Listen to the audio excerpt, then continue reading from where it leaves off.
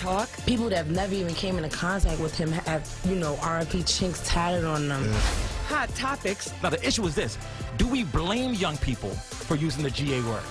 And hot stars unhinged. Be you. If you want to be a. If you want to be a teacher, be a teacher. Tonight, Street Soldiers, our favorite moments. This is Mixtape Volume 1. I'm Lisa Evers, host of Street Soldiers. I'm so glad you're joining us for this special episode. It's a video mixtape of some of our most popular segments put together in one place just for you. So let's get started. Here's what happens when you put a racy reality TV star shoulder to shoulder with a controversial Harlem minister. Take a look. But Cardi, what about and Pastor, you hear this too, the term H, you know, the H's be winning. That's what it's all about. Yeah, I heard bragging earlier someone said that the earlier rap music did not have the exposing of the woman's body. That was Cardi, yeah. You see them wearing turtlenecks. They're like wearing. I suppose to some degree that may have been true. But what I've seen, there was a lot of exposing of women. In fact, they started out with rap music by calling women and that kind of a thing. Pardon me for having used that expression.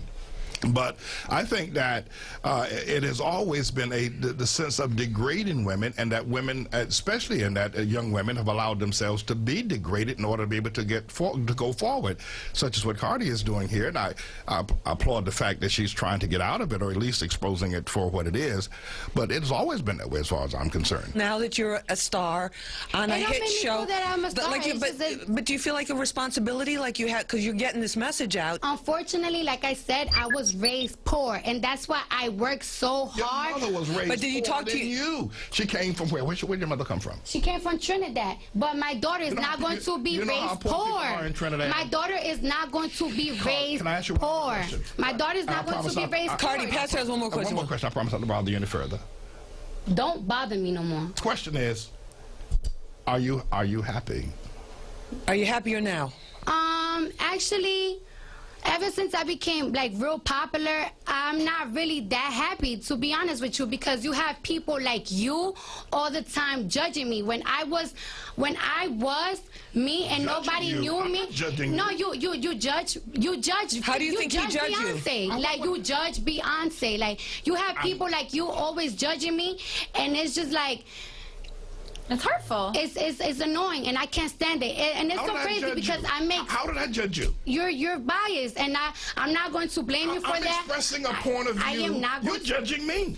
You're judging me. I'm expressing a Cardi, point is he allowed to have his? Is everybody allowed to have their point of view? Your opinion. I'm just telling you my opinion. That's what I'm saying. Your opinion is okay. You could do what you want to do. But it's not necessarily a judgment. Okay, but let me ask you. Well, I mean, maybe it feels like a judgment from the way that. All right, so we have some solutions. You say women have to focus more on being beautiful on the inside as opposed to the outside. Yeah, but like. Pastor, you're saying the emphasis on sexuality has to be taken down, way down a notch, and women have to start looking at themselves much more carefully and being more reserved in their appearance and their demeanor. Is that correct? Oh, absolutely. And I think they're going to find happiness in that as well. I mean, you know, the physical body is not the only thing that attracts a man. I mean, I've been around for a while. And you want a woman who also has something else to offer you after sex is over with.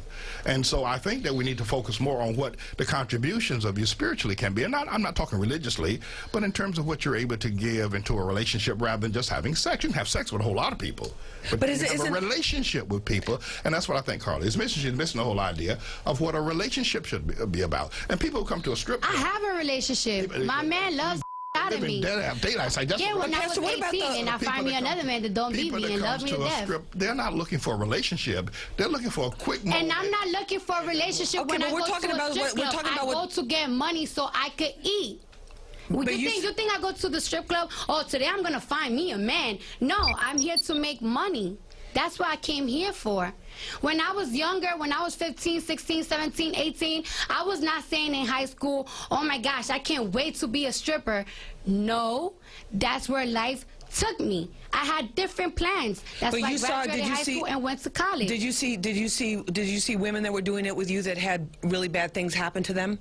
Yes. Like, for example? Like some girls, right? A lot of girls, they don't, like I said, like everybody wants to be a stripper. A lot of girls do not make money stripping. So what do they turn to? So that's a myth. To prostitute. A lot of girls do that. And you know what? That is so risky. That is very risky. And that is something that, like I said, if I have a daughter, I'm going to tell her about the casualties that I suffer. Okay, I think to answer your question that you asked early on in the program as to whether or not bad girls are advancing, I think the answer is no. I think that by and large, the larger portion of young women are more chaste, if you will.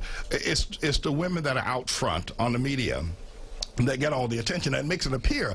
But I see young girls all the time in the street. They're not exposing their bodies in voluptuous ways that would tempt men. They're not doing drugs. They're not looking to be some drug kingpin. And this is the majority of young women. But shouldn't we just love and not judge everybody? I mean, isn't Christianity the whole Jesus Christ, Mary Magdalene story about not judging people for what they do? I don't know if that's the case, but I do think that you can be forgiven for what you do. I mean, Mary Magdalene and all the others, the prostitutes that Jesus dealt with, were forgiven, but they were not encouraged to continue to do what they were doing. I don't think Jesus would have went to the brothel with them. I don't think Jesus would have showed up at a strip joint. I don't think. So how come? I think Jesus would offer them a solution and say, there is a solution.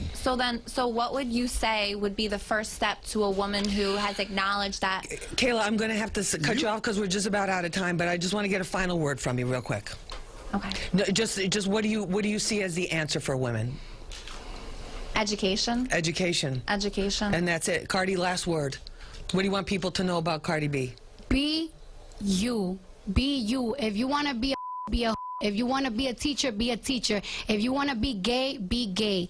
Be you. You know that Cardi B, she always has to have the last word. We're just getting started. Coming up, we honor the music and memory of murdered rapper Chinx. They said they tried all they could, but he didn't make it. Before the Cadillac ATS-V shook the establishment. Welcome back. We all know Chinx for his music, but now you're about to hear from the person who knew him better than anyone else, his widow and the mother of his children, Janelle Pickens. Janelle, I know it's tough to ask you this, but how did you find out what happened that night? I actually been calling his phone about 4:30. And I didn't get a response from him. Actually, I then got a call from his manager, probably about like 5. The detectives had got his number, I guess, from social media, because it was posted on his Instagram and everything. So they reached out to him first looking for me. He calls me and he's like, you know, have you spoke to Chinx? And I'm like, I'm calling him, but he's not answering. He's like, I just got a call from the detectives and they saying that he was shot. And he's been taken to Jamaica Hospital, and I'm like, stop playing with me. Like, he's like, no, I wish I was playing.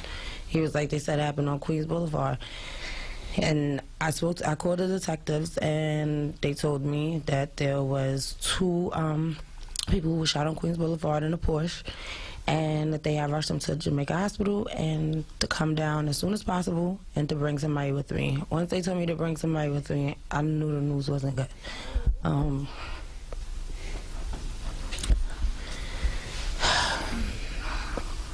When I got there, basically as soon as I came in the room, they told me that when they got to the scene, there was a multiple of 15 shots, and he was shot about 5 times directly. They said they tried all they could, but he didn't make it. And the first thing I could think about was just, you know, my kids. Like, they just seen him leave home. Like, what do I go home and tell them? Like, how do I tell his kids that daddy's not coming home? Like, and then what's so hurtful is that they got the call before I could tell them, because it was already on social media, it was already on the news. So their friends and family members were calling them, so I didn't even get a chance to sit down and speak with them before they were hysterical. So people are calling your house, they're calling the kids because their friends are calling them saying they already heard about this before you had a chance to even be there. To talk to them. Oh my God. Yeah, I was at the hospital for hours. You know, I had to identify him. Everybody was there. The outpour at the hospital was crazy. But, you know, to this day, it's still hard. you know, my kids, they're kids, so it's like, it's hard to understand what they feel. They don't really know how to express themselves, but I see it, you know, in the posts that they make on social media, the conversations that I have with them. They don't know how to express it much, but I can tell that they're greatly affected by it. Like, it's just something that will never be replaced. You can't replace their father. At all. No, at all. Bino, what about you? How did you hear about it? I was in the studio actually mixing some records down, and I fell asleep probably like 3-something in the morning. And Boogie kept calling my phone, so I wake up. I'm like, he calling my phone 5:30 in the morning for? He said, "Yo, I think Chinx got shot." I'm like, "What?" I said, who told you that? He's like, "Yo, I'm telling you, I think Chinx got shot." So I jump up and I go to the bathroom. Then I call Doc. I'm like, "Yo, I got to go down to the hospital." He said it happened on Queens Boulevard. Then I'm thinking. Then he said a highway. I'm like, I don't know what's going on. So I called Doc, and then Boogie called me back and said he gone. And then Mano had called me, and then my phone just started going crazy. And then I just dropped the phone. I'm like, damn, like, here we go again, you feel me? I'm like, I ain't know what to think. I was feeling for his wife, his kids, his family. I'm like, this can't be happening. Even though he's gone, his fans can still hear new music from Chinx. His second posthumous album drops in June. Coming up, we're talking about the N-word. Is it time to rewrite the rules about who can use it? When he got to the point where I used the N-word in the song, he sort of edited himself. Hey, what's up? This is Little Kim, the Queen Bee, and you're watching Street Soldiers with my girl, the one and only, the #1, the most beautiful, Lisa Everts on Fox 5. There's more than one way to build a dynasty. I got this. Harry Connick Jr. starts his own daytime empire. This is your party. This fall on Fox. Looking ahead to Cleveland. You're going to be very proud of this country very soon. Trump's convention. Street Soldiers, you already know what it is. Your boy Fresh Montana, Lisa Evans. You know, I'm always tuned in. Holla at your boy, Montana, NYC. Love y'all. Fox 5. Welcome back. In one of our most talked about episodes, we focused on the N-word. Who has the right to use it? We put that question to a rapper, a DJ, and a Columbia University professor. Here's what they had to say. Why do you say the N-word ending in A is really different from the one ending in ER? Well, basically, you have to understand where the N-word comes from. You understand? And at one point in time, it was a very, very racist word, and it still is to today. And, you know, before our brothers and sisters were hung at times, the last words they heard were, die, N-word. So it's a very racist word. And I feel like moving on up to today, the younger generation, you know, the word has evolved. And I feel like we use it in a way where to say, you can't harm us with that word anymore. You know, like, that's my N-word. You know what I mean? I don't know. Can I say it? I can't say that up here, right? No, we'll bleep it. But. Okay. Well, yeah, so I feel like we kind of flipped it. The younger generation flipped it, and we use it as a term of endearment, as to say, like, you know, that's my, or you that. And to say you can't call us that because this is what we're calling ourselves, and we've changed it. Right. It doesn't affect us anymore.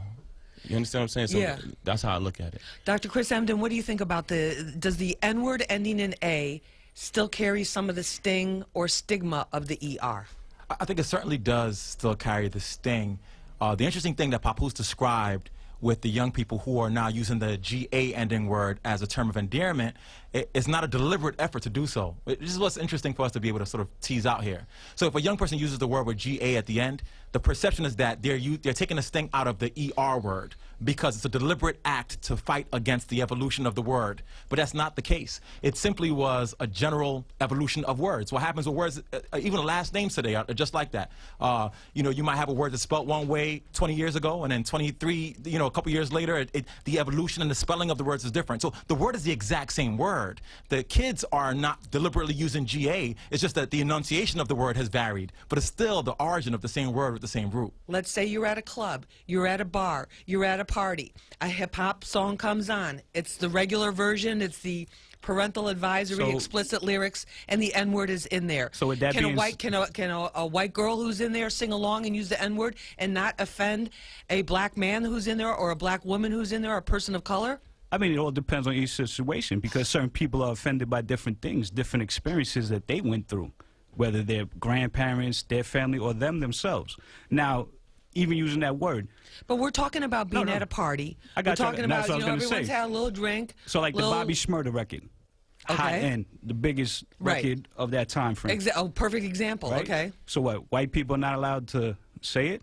Or they're not allowed to use the word, but yet they can buy the record? Is Epic or Sony going to step up and say, no, we're not going to put this record out? We're only going to put the Hot Boy Radio edit version out. So my take is this. Is that I'm just asking. Yeah, I know it's a good question. My take is this: you can't say the song. You can't say the word. If you're a white person, you can't say the word. Period. Point blank. And the reason why I say that's important to note is, like, listen, in existing in a society where white privilege exists and allows folks who are white to be able to have multiple advantages and decisions to be able to make about themselves, their livelihood, and their children. And they have opportunities to be able to do so many things that folks of color do not. Folks of color are saying, yo, you have all these privileges, there's this word, and I'm not comfortable with you using that. Why my question is always this: why are white people so intent on using the word? Like, if I say, yo, that offends me, don't use it. But isn't it isn't it part of the culture too? It's there in hip hop. But are you it's there in pointing that movies. out to everybody? It's that there. You're offended It's being put out there to everybody. Word? So people feel I can buy a song, or if a white person feels, yes, I can buy a song that has the N-word in it. I can go to a movie where it's being used. I can go to a comedy show where the biggest comedians in the country are using that word, where it's on major broadcast cable TV stations as comedy shows. They feel, why can't they use it? Because because you're inundated by something doesn't mean that it's okay to use it. You know what I mean? Like, and that's you know, I think that we exist within a world, a corporate generated world, where folks who make decisions about what gets proliferated to the audiences are far removed from those communities. And I am quite sure that there are folks who are saying, you know what? Put that out there. I like that. And just because it's out there and accessible does not mean that it's okay to use. That's the same. But listen, that's the N-word. What about that? I have fans from all different races. I was going to ask you about that. Fans of my music. And one day, a fan of mine, he actually put up an Instagram video where he was reciting the lyrics to one of my songs. And he was a white guy. When he got to the point where I used the N-word in the song, he sort of edited himself. He didn't say the word.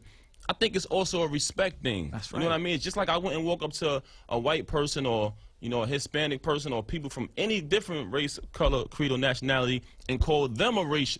I just wouldn't do that out of respect. Right. So I would expect the same respect but some people from might any say, other person. but some people might say, then now you want it both ways. You want that music sold that has the N-word in it, and it's not anything to do with a racial slur. But then if a white person uses it, that's not cool. That's kind of, isn't that contradictory? No, it's really not. It's self-explanatory, at least. I'm gonna be honest with you. And I mean, I would never use it. If it comes on and I can understand the song that, is on, I just won't. I think we need to acknowledge that. We need to acknowledge the fact that, you know, when someone is calling you is making a racial remark towards you, you will know. You will feel it. You will see it. You will understand it, and you will see that this person is being racist. Yeah. So when you're using it as a term of endearment, as opposed to you using it in a racial way, we know what's going on. But if you're doing a show and they're using the N-word, does it bother you? You know what? I've never been in a situation where someone called me the N-word in a racial way. I feel like, you know, you can walk a horse to the water, but you can't make them drink it. You know, if you want to call somebody a racial word, then you have to deal with the repercussions of that. You have to be very mindful, you know, and I don't think J Love walks around just walking up on anybody and making a racial slur. Yo, my end, that's my parking place. I'm sure he don't do that, because that's just not safe. Right. You understand what I'm saying? And it's not just, it happened over a course of time. Even Muhammad Ali was saying it. Absolutely. You know, I'm a bad N-word. So that was around the time when, you know, our people really started saying, you know what, you can't affect us with this word anymore. The N-word debate continues to rage on social media. Here's what you had to say.